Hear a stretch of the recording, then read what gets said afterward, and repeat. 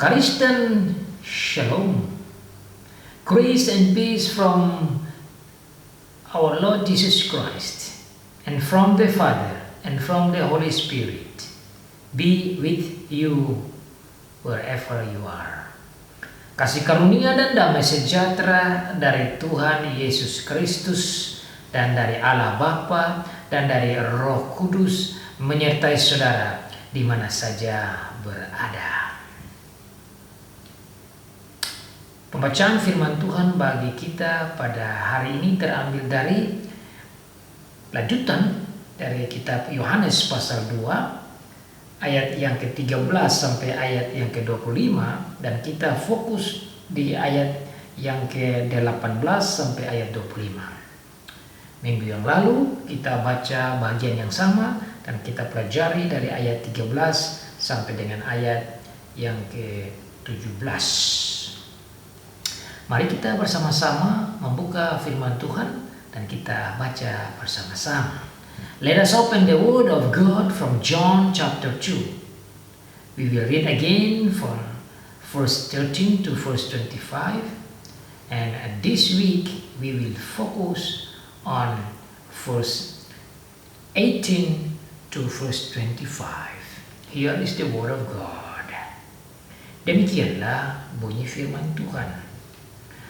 Ketika hari raya Paskah orang Yahudi sudah dekat, Yesus berangkat ke Yerusalem.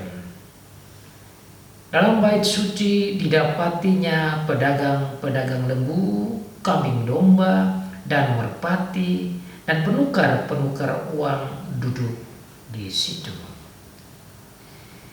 Ia membuat cambuk dari tali lalu mengusir mereka semua dari bait suci dengan semua kambing domba dan lembu mereka. Uang penukar-penukar dihamburkannya di tanah dan meja-meja mereka dibalikkannya. Kepada pedagang-pedagang merpati ia berkata, "Ambil semuanya ini dari sini. Jangan kamu membuat rumah Bapakku menjadi tempat berjualan." Maka teringatlah murid-muridnya bahwa ada tertulis, "Cinta untuk rumahmu menghanguskan aku." Orang-orang Yahudi menantang Yesus, katanya, "Tanda apakah dapat engkau tunjukkan kepada kami bahwa engkau berhak bertindak demikian?" Jawab Yesus kepada mereka, "Rombak bait Allah ini, dan dalam 3 hari aku akan mendirikannya kembali." Lalu kata orang Yahudi kepadanya, 46 tahun orang mendirikan bait Allah ini, dan engkau dapat membangunnya dalam 3 hari? Tapi yang dimaksudkannya dengan bait Allah ialah tubuhnya sendiri. Kemudian sesudah ia bangkit dari antara orang mati, barulah teringat oleh murid-muridnya bahwa hal itu telah dikatakannya, dan mereka pun percayalah akan kitab suci dan akan perkataan yang telah diucapkan Yesus. Dan sementara ia di Yerusalem selama hari raya Paskah, banyak orang percaya dalam namanya, dan karena mereka telah melihat tanda-tanda yang diadakannya. Tetapi Yesus sendiri tidak mempercayakan dirinya kepada mereka, karena ia mengenal mereka semua. Dan karena tidak perlu seorang pun memberi kesaksian kepadanya tentang manusia, sebab ia tahu apa yang ada di dalam hati manusia. Demikianlah jauh pembacaan firman Tuhan. Diberkati bagi setiap anak Tuhan yang membaca, yang mendengar, dan yang melakukan firman Tuhan. So far the reading of the Word of God. Blessed is he who reads and those who listen and obey the Word of God. Saudara, minggu yang lalu kita belajar tentang tindakan Tuhan Yesus yang sangat berani. Tindakan Tuhan Yesus yang benar. Dan tindakan Tuhan Yesus yang penuh cinta kasih. Kalau dia menyucikan bait Allah, dia berani mengusir orang-orang yang berjualan, yang mengotori bait Allah dengan berbagai macam jualan. Jualan binatang berupa lembu, berupa burung-burung merpati, berupa domba-domba. Saudara bayangkan kalau orang menjual binatang-binatang seperti demikian, maka pekarangan, halaman, pelataran bait Allah itu tentu juga dikotori dengan kotoran-kotoran binatang. Bukan saja kotoran-kotoran binatang yang ada, tapi juga ada kotoran secara psikologi dan spiritual. Karena begitulah perdagangan. Kadang-kadang terjadi penipuan, tidak jujur dalam rangka memperoleh keuntungan sebanyak-banyaknya. Bait Allah yang harusnya menjadi tempat doa, tempat ibadah, tempat bertemu dengan Tuhan, tempat belajar bersama, hal yang sangat spiritual, menjadi hal yang sangat kotor. Menjadi tempat seperti pasar, bahkan dikatakan lebih tajam dalam kitab Matius bahwa dibuat seperti tempat yang begitu kotor, sarang penyamun. Saudara, kita belajar dari Tuhan Yesus, Sang Juru Selamat kita, sebagai Allah yang benar dan manusia yang benar sejati, yang tidak ingin agar kekotoran hadir di rumah Bapa, sehingga dengan berani dia membersihkan bait Allah itu.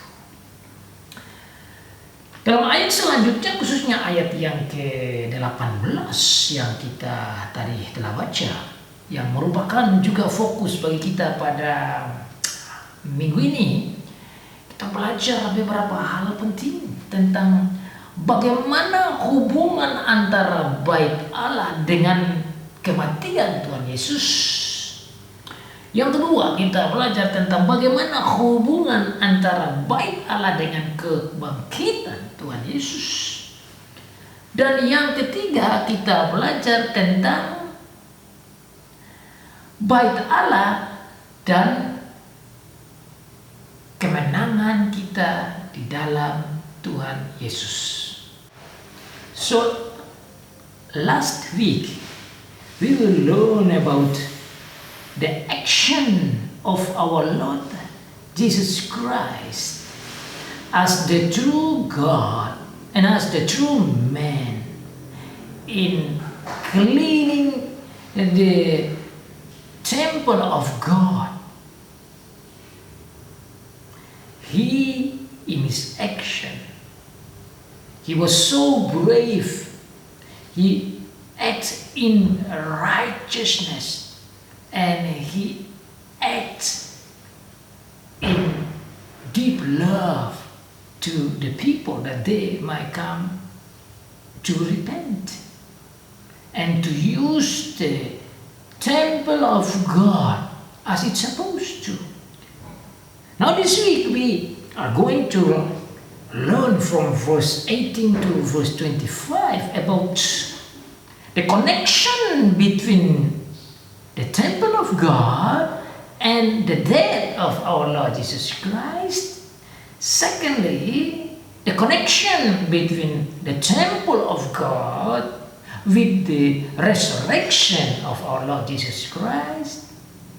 And the last one is about the connection between the temple of God with us in our Lord Jesus Christ. And the theme is about the word of Jesus. Destroy this temple, and I will raise it again in 3 days. Saudara, minggu ini kita fokus di ayat yang ke-18 sampai ayat yang ke-25. Tatkala Tuhan Yesus menjawab tantangan daripada orang Yahudi yang berkata, tanda apa yang engkau bisa tunjukkan kepada kami sehingga engkau berani saja bertindak demikian? Dan di dalam merespons akan tantangan statement dari orang Yahudi, dia berkata kepada mereka, rombaklah bait Allah ini, dan aku akan mendirikannya dalam 3 hari. Rombaklah bait Allah ini, dan aku akan mendirikannya dalam 3 hari. Destroy this temple and I will raise it in 3 days. Itu temanya. Dan kita akan belajar 3 poin penting. Bagaimana hubungan antara bait Allah dengan kematian Tuhan Yesus. Yang kedua, hubungan antara bait Allah dengan kebangkitan Tuhan Yesus. Dan yang ketiga, hubungan antara bait Allah dengan kemenangan kita di dalam Tuhan Yesus Kristus. Untuk menggali dan mengetahui lebih dalam tentang 3 poin yang saya buat tadi, kita bersama-sama lihat dalam ayat-ayat firman Tuhan. Ayat 18 berbunyi demikian. Orang-orang Yahudi menantang Yesus, katanya, tanda apakah dapat engkau tunjukkan kepada kami bahwa engkau berhak bertindak demikian? Jawab Yesus kepada mereka, rombak bait Allah ini, dan dalam 3 hari aku akan mendirikannya kembali. Rombak, atau dalam bahasa Inggris dikatakan destroy. Destroy itu sama dengan hancurkan. Kalian hancurkan bait Allah ini, dan saya akan mendirikannya kembali dalam 3 hari. Mendirikannya kembali dalam bahasa Inggris dikatakan I will raise it again in 3 days. Saudara, ini satu statement yang tidak diharapkan dan diduga oleh orang Yahudi, bahwa Tuhan Yesus akan berkata demikian. Mereka sepertinya juga tidak terlalu mengerti apa yang dikatakan oleh Tuhan Yesus. Karena mereka melihat pernyataan Tuhan Yesus secara fisikal, secara material. Sementara Tuhan Yesus berbicara kepada mereka berhubungan dengan arti simbolis yang dia maksudkan. Dan yang di dalam bagian pertama saya simpulkan sebagai poin pertama, bahwa yang dimaksudkan oleh Tuhan Yesus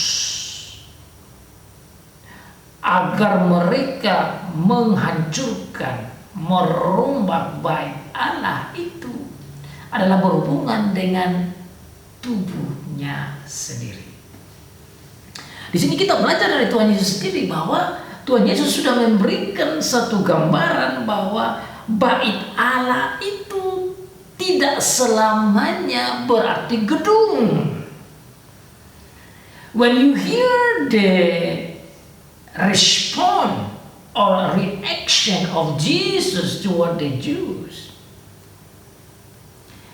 you and me can learn from our Lord Jesus Christ that to Him again, the meaning of the temple of God is not always means the building, the material building, but also you can relate, and now he relates with his own body. And that's what says in the next verse. Lalu kata orang Yahudi kepadanya, 46 tahun orang mendirikan bait Allah ini dan engkau dapat membangunnya dalam 3 hari. Tetapi yang dimaksudkannya dengan bait Allah ialah tubuhnya sendiri.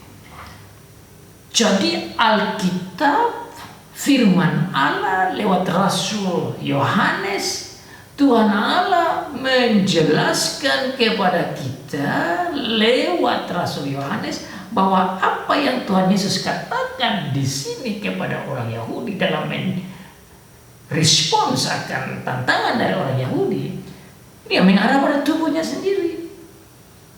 Bahwa tubuhnya itu akan dihancurkan. Dalam bahasa perjamuan kudus dikatakan akan dipecah-pecahkan.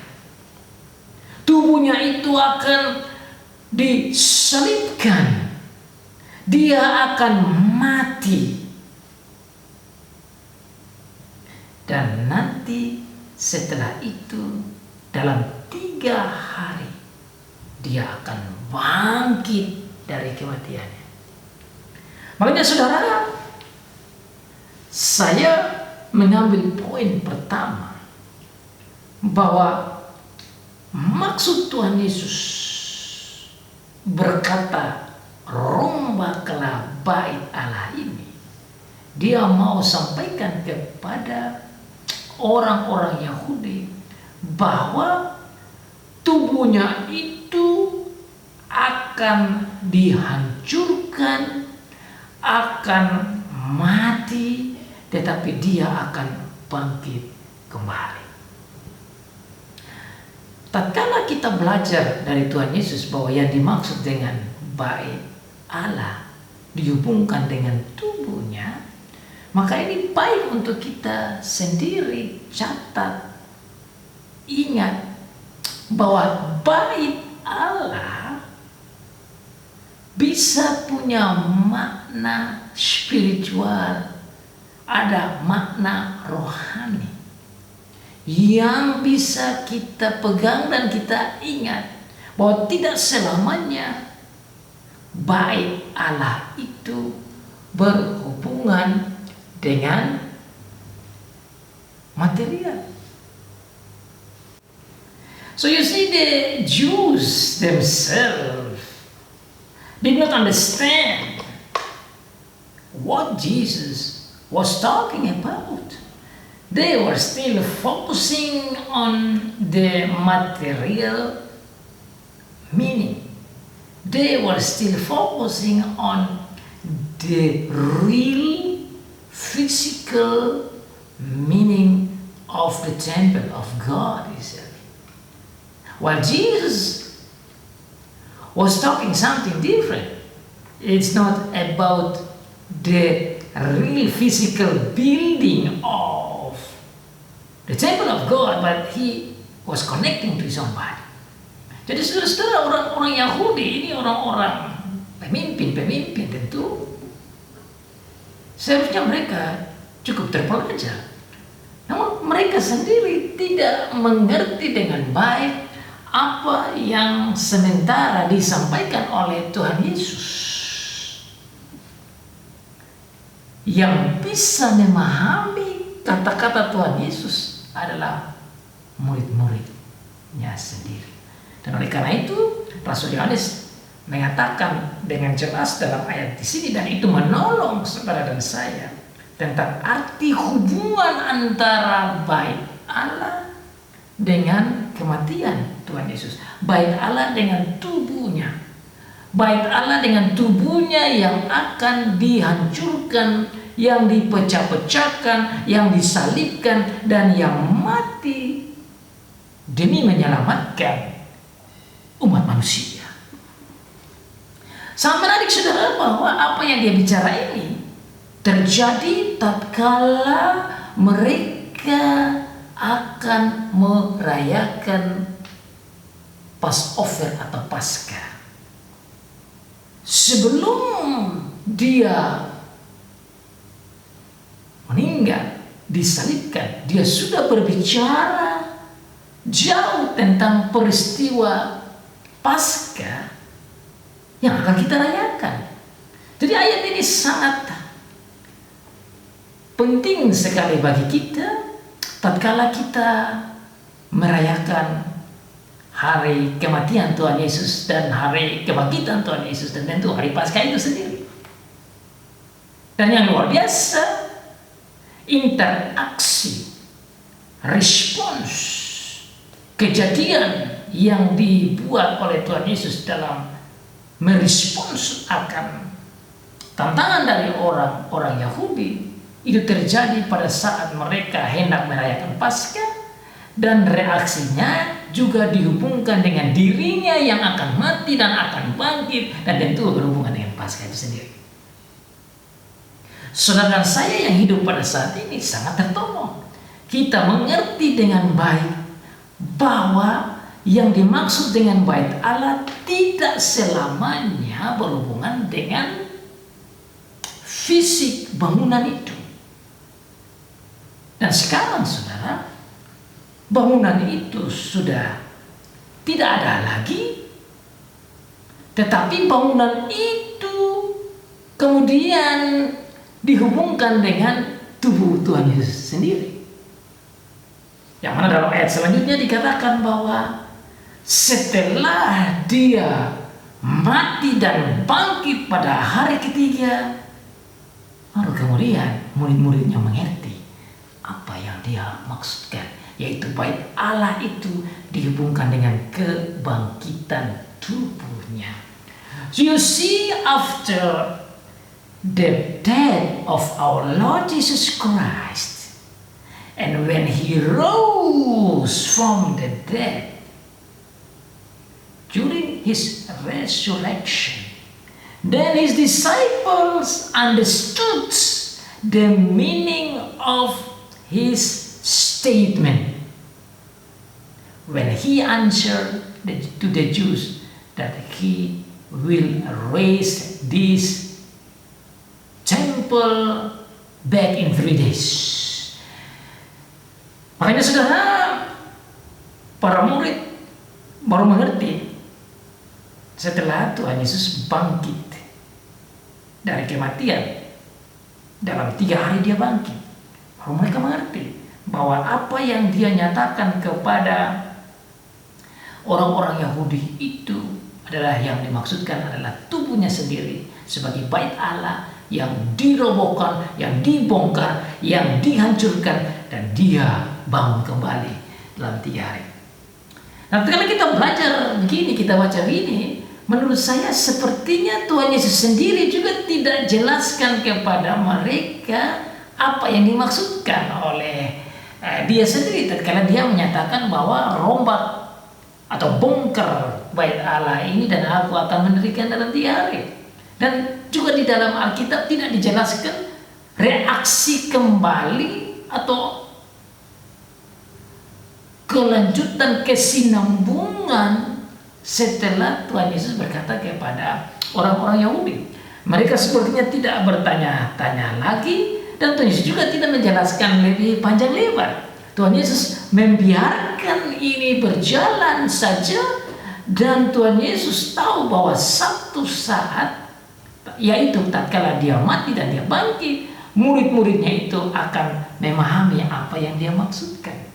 Dan oleh karena itu, di dalam ayat selanjutnya dikatakan bahwa kemudian sesudah ia bangkit dari antara orang mati, barulah teringat oleh murid-muridnya bahwa hal itu telah dikatakannya, dan mereka pun percayalah akan kitab suci dan akan perkataan yang telah diucapkan Yesus. Then after his resurrection from the dead,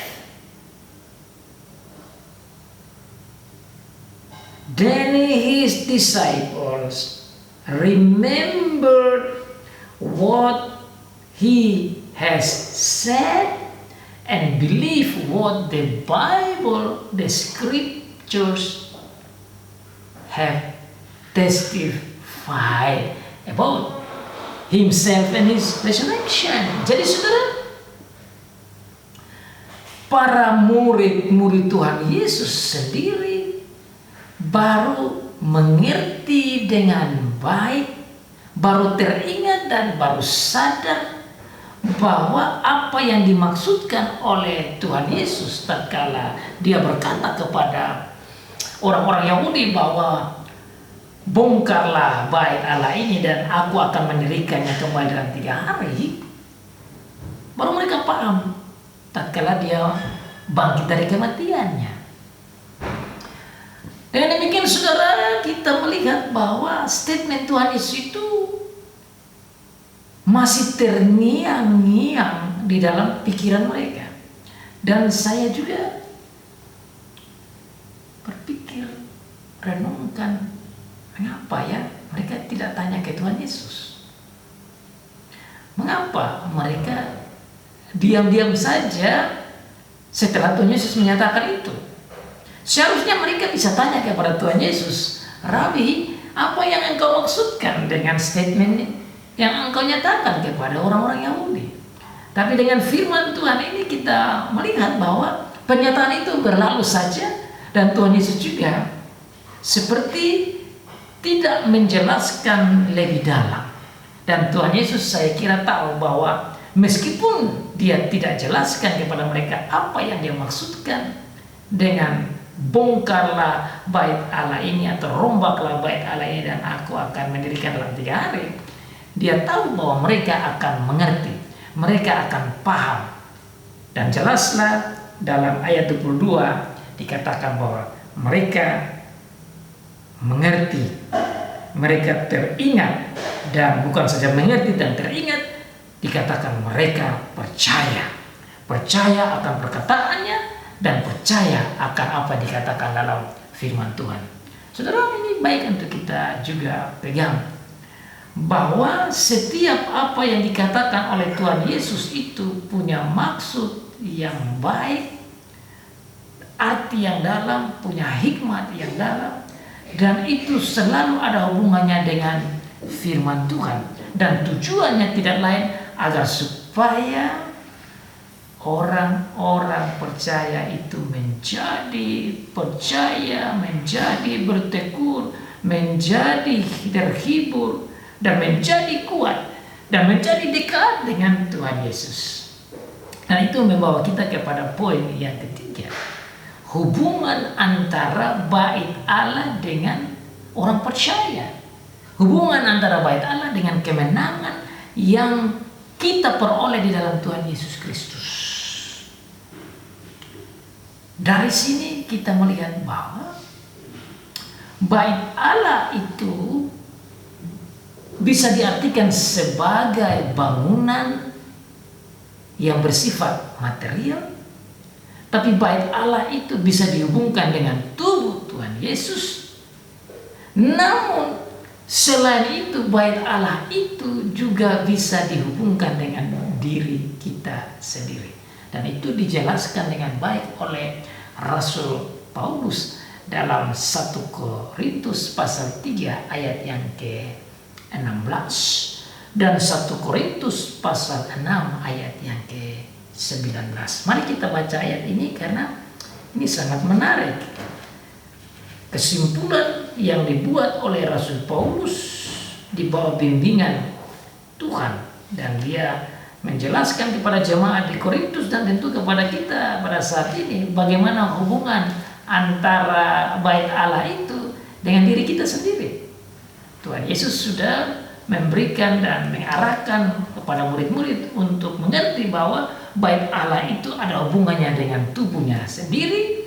Tetapi selain bait Allah itu ada hubungan dengan tubuh Tuhan Yesus, bait Allah juga ada hubungannya dengan tubuh kita. 1 Korintus pasal yang ketiga, demikian bunyi firman Tuhan, khusus ayat yang ke-16. Tidak tahukah kamu bahwa kamu adalah bait Allah dan bahwa Roh Allah diam di dalam kamu? Kamu adalah bait Allah. Roh Allah diam di dalam kamu. Saudara dan saya adalah bait Allah. Dan Roh Allah tinggal di dalam kita. Saudara, poin ini sangat penting. Mari kita hubungkan dengan mengerti apa itu bait Allah. Bait Allah adalah tempat tinggalnya Allah. Tempat di mana Allah berdiam. Kalau kita baca di dalam kitab Keluaran pasal 1 sampai pasal yang ke 27, 28 itu berbicara tentang bagaimana Tuhan mau supaya bait Allahnya itu didirikan dan berbagai macam isi dan upacara itu Tuhan sudah atur. Dan di situ dijelaskan tentang bait Allah itu sebagai tempat di mana Tuhan berdiam. Jadi bait Allah sama dengan rumah Allah, tempat Allah berdiam, tempat Allah tinggal. Untuk bertemu dengan Allah, bangsa Israel harus pergi ke bait Allah dan berrelasi, berhubungan, menyembah dan bertemu dengan Tuhan Allah. Makanya dalam bait Allah itu ada 2 tempat. Satu namanya tempat yang kudus dan satu namanya tempat yang maha kudus. Dan tempat yang kudus itu imam-imam boleh masuk setiap saat, tetapi dalam ruangan maha kudus itu tidak boleh sembarang orang masuk kecuali imam besar saja yang boleh masuk, dan itu pun masuk 1 tahun sekali untuk mengadakan perdamaian dengan Allah. Karena di situ tempat yang sangat kudus, maka dikatakan ruang maha kudus, karena di situ Allah berdiam. Tempat di mana Allah ada. So you see that the temple of God is a place where our God was living. That was in the Old Testament. Because in the Old Testament you have 2 places in the temple. The holy place and the holy of holies. In the holy of holies place, only the high priest could come once a year. And no one should not be allowed to enter the place of the Holy of Holies, because that is the place that God was dwelling. And in that place, the people of God, which is the temple, could come to meet Him, to be purified, to be forgiven, and to worship Him and to meet with Him. Because that is the place that God was dwelling. But then in the New Testament, you found out that Jesus was mentioned that the temple of God is His own body. Sementara di Perjanjian Baru, saudara, kita belajar di dalam teks kita, Tuhan Yesus menjelaskan dengan statementnya itu, Dia mengatakan bahwa bait Allah itu adalah tubuhnya sendiri. Tetapi tubuhnya itu harus dihancurkan agar supaya lewat kematiannya itu kita boleh mendapat keselamatan. Tubuhnya harus dihancurkan karena dosa. Bait Allah dihancurkan karena dosa. Tetapi dosa tidak bisa menguasai bait Allah, yaitu tubuh Tuhan Yesus. Karena dalam 3 hari Tuhan Yesus bangkit kembali. Dan oleh karena kebangkitannya itu, kita yang percaya kepadanya boleh dibaharui, sehingga Tuhan Allah bisa tinggal di dalam kita karena Tuhan Yesus. Because of His death, because of His resurrection, and because of that, we may become new men. We may be raised together with Him, and so He can dwell in us. Dia bisa tinggal di dalam kita oleh karena kematian Tuhan Yesus. Dan oleh karena itu kita menjadi bait Allah. Bait Allah, tempat di mana Allah tinggal. Saudara, ini satu kebanggaan dan kesukacitaan yang luar biasa. Bahwa kita tidak harus lagi mencari bait Allah seperti di Yerusalem, tapi kita masing-masing menjadi bait Allah itu sendiri. Dulu kalau mau ke bait Allah hanya high priest atau imam besar saja yang boleh masuk. Tapi sekarang karena Tuhan Yesus, Allah sendiri mau tinggal dalam kita. What a deep comfort. Ini satu hiburan yang dalam sekali. Kita yang berdosa, Allah mau tinggal dalam kita. Allah mau tinggal dalam kita karena Tuhan Yesus. We are sinners. In the Old Testament, people of God could not go to meet with God directly, but must follow the leadership of the high priest. And even high priest himself should be careful when he was entering the Holy of Holies place, because God is so holy. But then now, even though we are not holy, we are sinners, but God willing to dwell in us, and that's because of Jesus.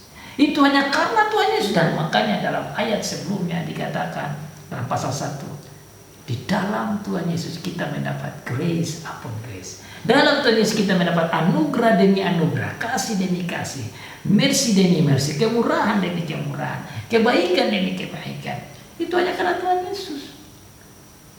Saudara dan saya harus bersuka cita bahwa Allah yang suci, Allah yang kudus, Allah yang benar, Allah yang mulia, Allah yang hebat, Allah yang perkasa, Allah yang luar biasa, Allah yang adalah pencipta langit dan bumi, itu mau tinggal di dalam saudara dan saya.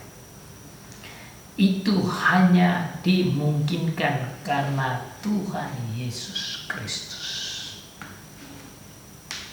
Itu hanya karena kematian Tuhan Yesus, dan itu hanya karena kebangkitan Tuhan Yesus. Dan oleh karena itu, saudara yang percaya kepadanya, saudara menjadi bait Allah. You are the temple of God, and the Holy Spirit is dwelling in you.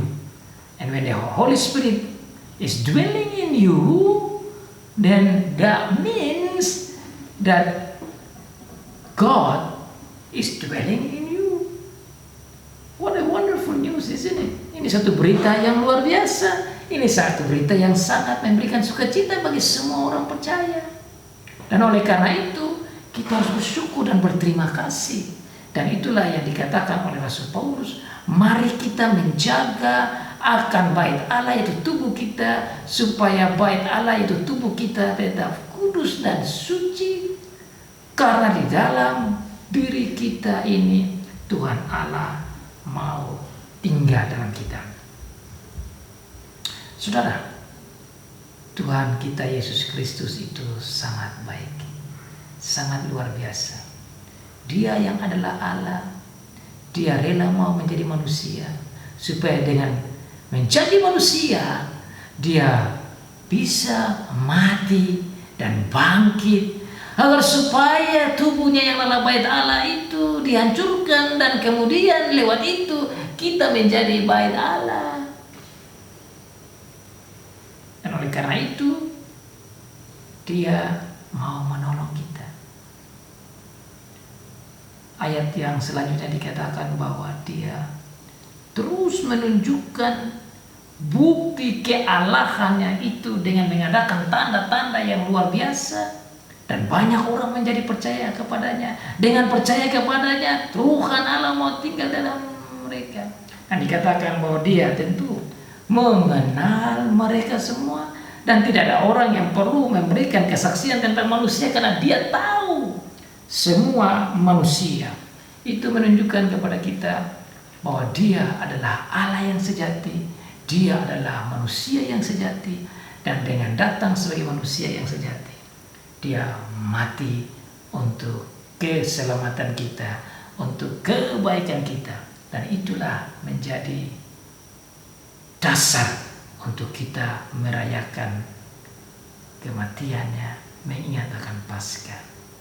Saudara, biarlah firman Tuhan ini menolong kita untuk mengingat akan kasih Tuhan Yesus, kerelaan Tuhan Yesus, kebaikan Tuhan Yesus, penderitaan Tuhan Yesus, kematian Tuhan Yesus, kebangkitan Tuhan Yesus, agar kita pun boleh menjadi bait Allah.